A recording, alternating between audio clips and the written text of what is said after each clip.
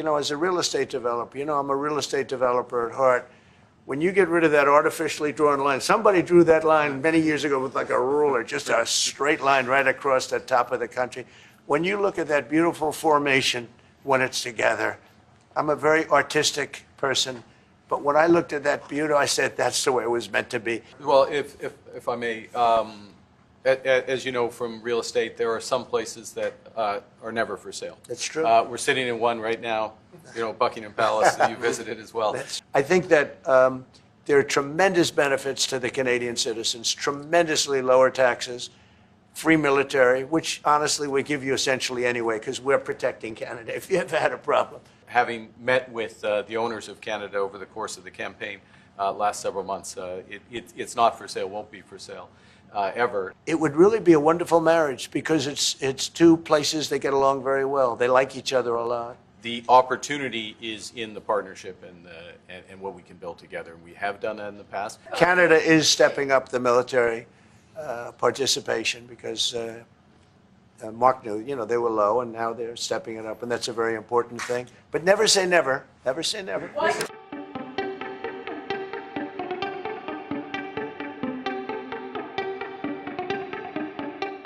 I would love that. Look, I have a lot of respect for this man, and I watched him come up, in a sense, through the ranks when he wasn't given much of a chance, and he ran a really great campaign. He did a really great debate. I think that debate was very helpful.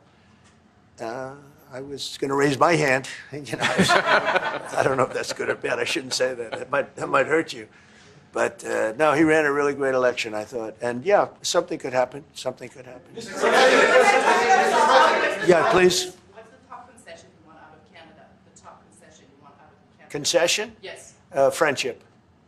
But that's not a concession. No, we're going to be friends with Canada. Regardless of anything, we're going to be friends with Canada. Canada is a very special place to me. I know so many people that live in Canada. My parents had relatives that lived in Canada, my mother in particular. And no, I love Canada. I have a lot of respect for the Canadians. Wayne Gretzky, how good, the great one.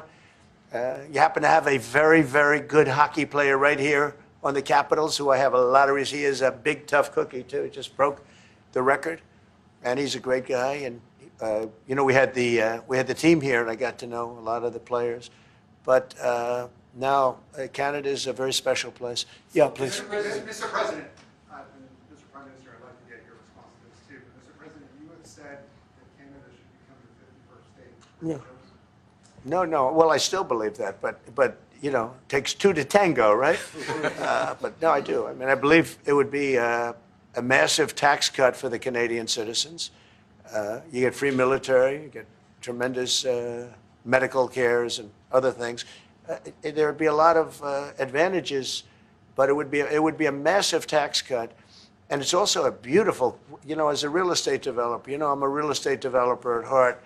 When you get rid of that artificially drawn line, somebody drew that line many years ago with like a ruler, just a straight line right across the top of the country. When you look at that beautiful formation when it's together, I'm a very artistic person, but when I looked at that beauty, I said that's the way it was meant to be. But I do feel it's much better for Canada. But we're not going to be discussing that unless somebody wants to discuss it. I think that there are tremendous benefits to the Canadian citizens, tremendously lower taxes, free military, which honestly we give you essentially anyway because we're protecting Canada if you ever had a problem. But I think it would really be a wonderful marriage because it's two places that get along very well. They like each other a lot. Well, if I may, as you know from real estate, there are some places that are never for sale. That's true. We're sitting in one right now, Buckingham Palace that you visited as well. That's true. And having met with the owners of Canada over the course of the campaign last several months, it's not for sale, won't be for sale ever. But the opportunity is in the partnership and what we can build together. And we have done that in the past. And part of that, as the President just said, is with respect to our own security. And my government is committed for a step change in our investment in Canadian security and our partnership, and I'll say this as well, that the president has revitalized international security, revitalized NATO, and us playing our full weight in NATO, and that will be part That's of it. true. And they have, I must say, Canada is stepping up the military participation because Mark knew, they were low and now they're stepping it up, and that's a very important thing. But never say never. Never say never. Why?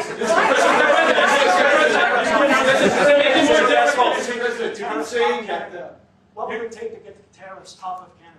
Well, we'll be talking about different things. Like, we want to protect our automobile business, and so does Mark. But we want to make the automobiles, and we want to, we have a tremendous abundance of energy, more than any country. We have, just in Alaska alone, Anwar has been reopened now. Anwar is probably the largest find anywhere in the world. They say it's larger than Saudi Arabia. I don't know, but it's a lot. But we have tremendous amounts of energy. Other countries don't. We're both lucky in that way. They have energy. We have energy. We have more than we can ever use and more than we could ever sell, actually. And you have the same thing.